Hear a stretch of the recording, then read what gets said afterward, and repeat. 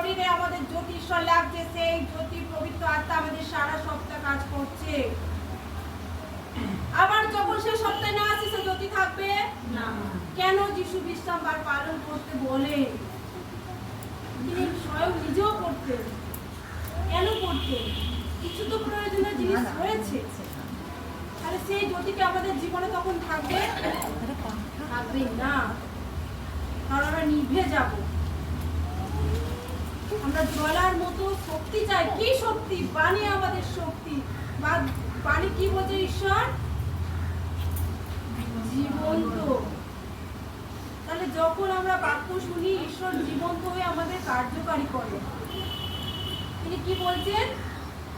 যে সমস্ত পরীক্ষার উত্তীর্ণ হয়ে সোজা হয়ে দাঁড়াতে পারবে। ও সত্যের বন্ধনী কোমরে বেঁধে নাও। সেই সত্যকে কোমরে বাঁধতে বলছে। হালেলুয়া। তাহলে সেই সত্য ঈশ্বর। তারপরে ধর্মময়তার গর্ব করি এবং শান্তি সুসমাচার প্রচারের উদ্যমকে দ্রুত করে পায়ে দিয়ে সোজা হয়ে দাঁড়াও।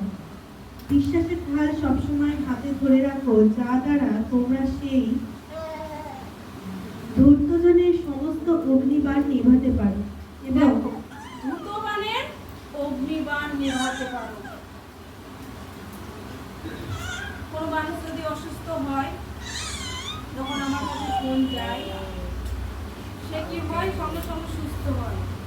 হয়তো এমন কোনো মানুষ আছে যে প্রার্থনা ফোন করে তার উত্তর পাওনি? কোনো মানুষ আছে এখানে রাত 1টা 2টো 3টে পর্যন্ত আমার ফোন আছে? হ্যাঁ, ঈশ্বর কি বলছে? আমি কোনোদিন ঘুমাই না। আর আমিও প্রভুর দাসী, ঘুমাই না। সবাই প্রার্থনার উত্তর নেয় রাত্রে। আর এমন কোনো মানুষ নেই যে প্রার্থনার ফোন করে উত্তর পায়নি। ঈশ্বর কি বলছে? তুমি সেই রণসজ্জা হাতে নাও, যাতে ছল চাতুরি ঈশ্বরের বুঝতে পারো।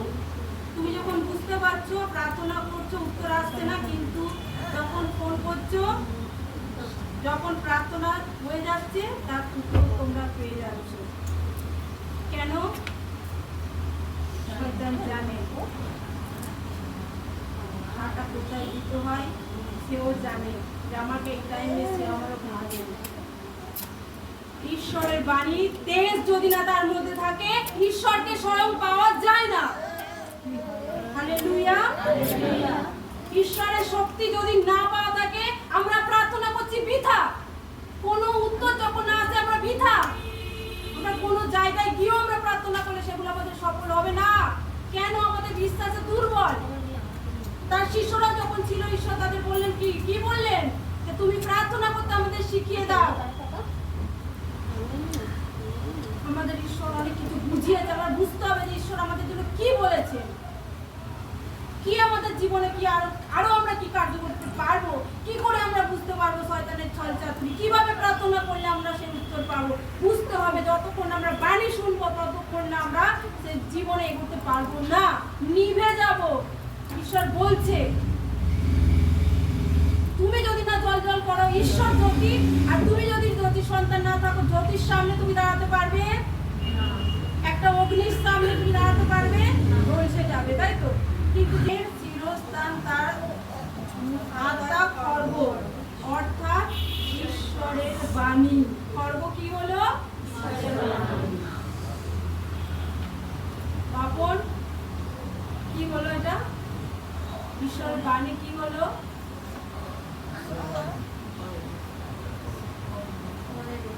শুনুনি, আবার বল, ভালো করে এবং শোনো। পরিত্রাণের শিরস্ত্রাণ আত্মার খর্ব, অর্থাৎ ঈশ্বরের বাণী ধারণ করো। তারপরে কি বলছেন? যত প্রার্থনা ও মিনতির সঙ্গে আত্মায় অবিরত প্রার্থনা করো, আর এর জন্য অবিরাম নিষ্ঠার সঙ্গে জেগে থাকো ও সকল পবিত্রজনদের জন্য মিনতি করো। হালেলুয়া। কজন আছি আমরা দেশের জন্য প্রার্থনা করি? দেখে হাত তোলো তো।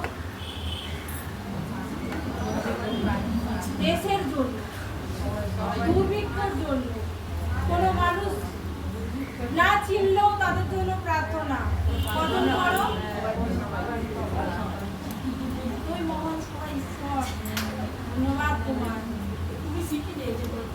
উনি তো শিখিয়েছে।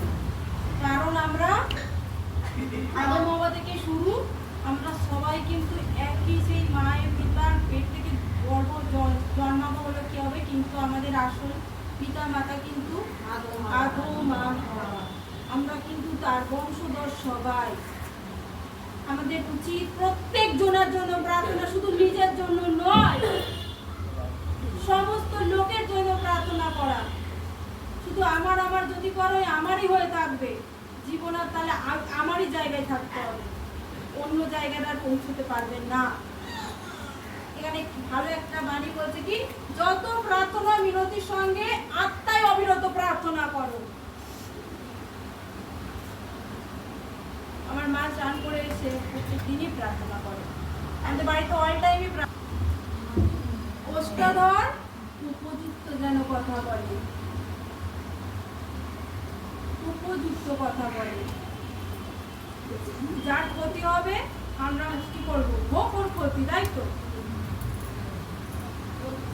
আরো বেশি করে ক্ষতির দিকে সরিয়ে দেবে, তাই তো। ঈশ্বর কিন্তু শেখাই নিয়েছে আমাদের। তুমি তাকে সাহায্য করতে না পারো, সেখান থেকে চলে এসো। শ্যাম সঙ্গীত একতাই বলছে কি, দুষ্টদের পথে তুমি চলো না। তুমি তার যখন কিছু করতে পারবে না, তাকে কোনো ক্ষতিও করবে না, তুমি তার কাছ থেকে সরে এসো। হালেলুয়া, ওষ্ঠাধর যেন উপযুক্ত কথা বলে। তোমাকে যদি 5টা গালাগালি দেয়, তুমি 10টা গালাগালি দিতে যাবে? কিন্তু এটা আমাদের সমাজে হবে। কেন? রক্ত মাংসের গড়া, সবাই বলে যে আমরা রক্ত মাংসের গড়া, কিন্তু ঈশ্বর কি বলছে? আত্মিক হতে। আমাদের জন্য তো সেই দুধ রেখেছে। আমাদের যে ক্ষতি করতে আসবে, সেই দুধ স্বয়ং আমাদের সামনে রয়েছে। কে আমাদের ক্ষতি করবে? যে ক্ষতি করতে আসবে তারই ক্ষতি হবে, তারই ক্ষতি হবে। বারবার বলি, তোমরা নীরব থাকো। দাউদের কথা ভাববে, মসির কথা ভাববে, এলিয়ার কথা ভাববে, তাদের কথা ভাবো, তাহলে বুঝতে পারবে। মসি যখন